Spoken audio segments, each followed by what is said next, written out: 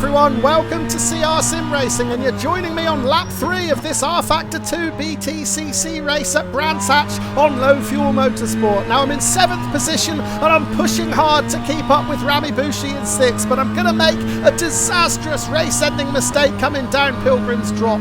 Watch as I move over just an inch too wide to the left and clip the grass. It causes a catastrophic loss of control that sends me crashing out of the race. So disappointing. We were just 4 minutes into this one. Now watch the replay and look how aggressively the car pulls to the left the moment I touch the grass on the outside. It was an exceptionally heavy hit into the tyre wall, and I damaged pretty much everything that could be damaged on this Toyota Corolla. Crucially, the engine was damaged beyond repair, and that was my race over.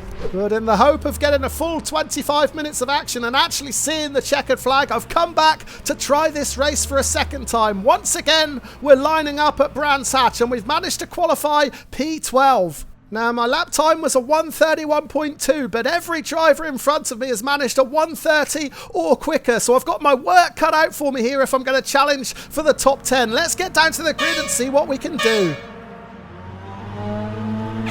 Here we go then, the lights are green and we are underway. Looks like a terrible start for the BMW of Juan Angel Perez. I've managed to squeeze through the middle, Perez on the left, Thiago Macedo on the right. Somehow we've got through without any contact and we've made a couple of positions there. Cracking start. Now I'm going straight for the defensive line into Druid's hairpin. I don't want to leave any gap up the inside and invite a lunge from one of those cars behind, so we keep it tight through Druids. Christian Pluter to our left in the BMW. We were almost alongside him there, but I did just lift on the run into Graham Hill Bend. I didn't fancy going through that corner too wide, particularly being on the outside. It's so easy to get pushed out onto the grass to the right there, so we tuck in behind Pluter. We're in 10th position, so yeah, we've picked up 2 positions from where we started.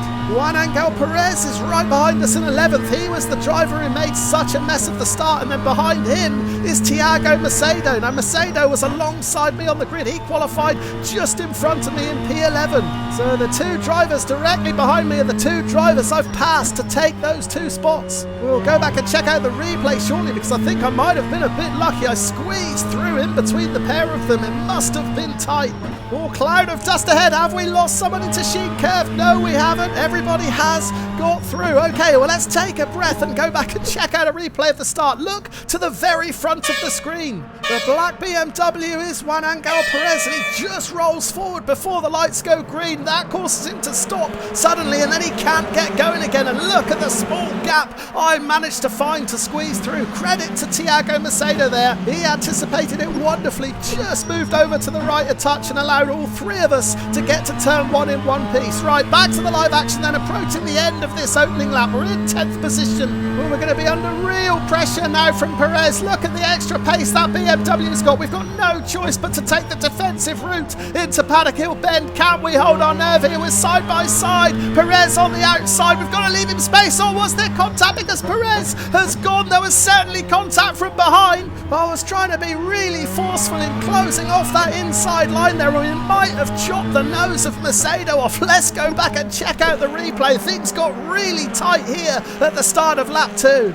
I suspect Perez is using the last of his P2P down the start-finish straight, which is something I keep forgetting to do. I had about 5 seconds worth that I just didn't use there, but oh, look at Perez. He clipped the curb on the outside, and that caused him to lose control spectacularly. Somehow he doesn't get hit either. So thankfully that was nothing to do with us, Perez's crash. He did that all by himself. However, were we a bit too aggressive in closing off this inside line with Thiago Macedo trying to force his way up the inside? I just didn't let him have it. I really am trying hard to toughen up when I'm out on track, but did I take it just a little bit too far here? We're on board with Macedo now, but he suddenly switches to the inside. He's going to try and force his way through into Druids, but I'm just not letting him have it. In my defense, other than moving over to the right a little bit to avoid Perez on the left, I didn't didn't swerve into his line. I did hold it as straight as I possibly could. But overall, an ambitious attempt from Macedo that didn't quite come off. So we're returning to the live action halfway through lap 2. Are we going to be under more pressure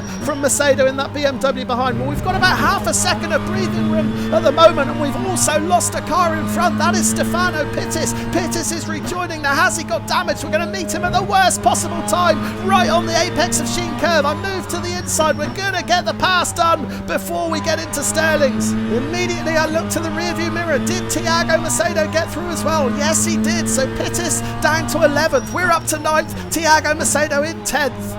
And he's only 0.2 of a second behind as we come out of clearways to start the run down the start-finish straight. So we're going to be under attack again here for the second lap in a row. I'm going to have to take the defensive line. Macedo pulls out. He's going wide. He's going to try and run it around the outside. We hold our nerve. We hold the apex. We get a hefty nudge. But we have done it. We've held on to that 9th position. Well, how close was that? Perhaps a bit too close. We'll have a look at the replay shortly. But before we do, let's see what happened to Stefano Pittis in that Infinity. Oh, he loses the rear coming out of Westfield, and he absolutely hammered that barrier. No wonder he was off pace. I think the only place that Infinity's going now is the pits after that wallop. But yeah, both me and Thiago Macedo get through, and then at the end of the start-finish straight, I was under all kinds of pressure. Look how close that BMW is. I stay defensive once again. It's clear that Macedo is faster than I am, but I'm just trying to make my Toyota as big as I possibly can to stop him from coming through. We're going to be up against it though, because we're still in the early stages of this race. Not even 5 minutes on the clock yet, and we're rejoining the live action at the end of lap 3. Once again, we're going to be under pressure coming down the start-finish straight. Look in the rearview mirror, he's just 0.1 of a second behind. And crucially, once again, I'm going to forget to spend the last of my P2P. I've got about 2.5 seconds left, and I just don't use it when it could have come in really handy there. Yet again, I'm defending. Macedo is out even wider. He's going to try the switchback. Oh, there's contact. We almost lose it. That was the heaviest contact yet, and I so very nearly crashed out there. Somehow we managed to hold on to it. Let's check out the replay. I'm pretty sure he's going for a tighter exit, but he just can't stay tight. Yeah, that was big contact on board with Macedo. Now he's going out really wide here. He's going to try and turn in earlier to get that tighter exit and make a move up the inside, but yeah, he just can't get it. He clips my rear, and I was sideways coming down Paddock Hill there. Scary stuff. Well, if you're a regular viewer of CR Sim Racing, you'll know that when I'm under pressure like this is when I'm most likely to fold like a cheap suit. But I'm really working hard now to toughen up the defensive side of my game, and so far it is working. We've got a clearly faster driver behind us in Thiago Macedo, but we're doing a great job of holding him off here. We're frustrating Macedo, and actually we're opening up a little bit of a gap on him now. We've got half a second of breathing room, so that is as far ahead as we have been in this race so far. And it looked like Macedo was a little bit wide out of Druids there. That's going to give us another 10th or 2 through Graham Hill Bend, and we've lost Macedo. Macedo pushing so hard, he's crashed out at Graham Hill Bend. So I've toughened up and I have triumphed in this battle. Let's check out the replay. Macedo a little bit wide out of Druids there. Oh, he just clips the grass on the outside, it looks like, and he can't get the car turned in. He's out onto the grass, and that is a costly mistake. And yeah, after 3 or 4 laps of the most intense racing I think I've ever experienced, the rest of the race was incredibly quiet. I hardly saw another car over the remaining 20 minutes, so I brought it home for one of the most comfortable 9th places I think I've ever picked up. Now, I didn't think I was going to get into the top 10 here, so this is a great result.